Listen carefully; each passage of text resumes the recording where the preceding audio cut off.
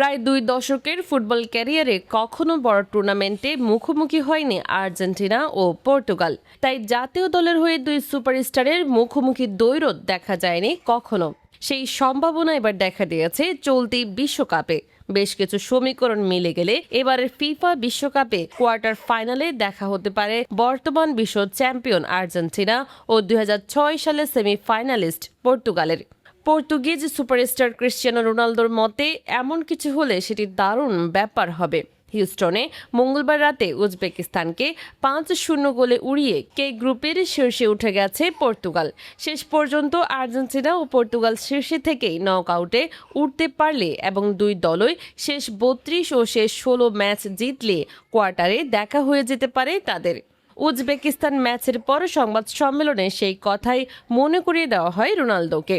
উত্তরে মেসি ও আর্জেন্টিনার বিপক্ষে খেলার সম্ভাবনাকে স্বাগত জানান পর্তুগিজ সুপারস্টার। আমি জানি না এই প্রশ্নের উত্তর কিভাবে দেব, তবে হ্যাঁ, এটি দারুণ ব্যাপার হবে।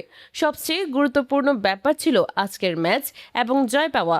এখন সামনে যা আছে তার জন্য আমরা প্রস্তুত। মূল লক্ষ্য ছিল গ্রুপ পর্ব উতরে যাওয়া, আমরা সেটি করেছি। নিজেদের প্রথম ম্যাচে ডিআর কঙ্গোর বিপক্ষে তেমন ভালো করতে পারেনি পর্তুগাল। শুরুতে গোল করলেও শেষ পর্যন্ত 1-1 ড্র নিয়ে মাঠ ছাড়তে হয় তাদের। আর ম্যাচ শেষে তীব্র সমালোচনার মুখে পড়তে হয় রোনালদো ও পর্তুগালের। উজবেকিস্তানের বিপক্ষে ঘুরে দাঁড়ানোর জয়ের পর রোনালদো বললেন, বেশ কঠিন সময় ছিল সবশেষ সপ্তাহ। ঈশ্বর তাদের সাহায্য করেন যারা কঠোর পরিশ্রম করে। আমি জানতাম আমার সতীর্থরাও সাহায্য করবে। এটা একটি কঠিন সপ্তাহ ছিল, অন্ধকারাচ্ছন্ন সপ্তাহ। মনে হচ্ছিল আমি যেন ফুটবল থেকেই অবসর নিয়ে ফেলেছি। আমি কখনো হাল ছাড়িনি, যেটা আমি সবসময় করি, কারণ অন্য যে কোনো কিছু চেয়ে আমি কঠোর পরিশ্রমে বেশি বিশ্বাসী।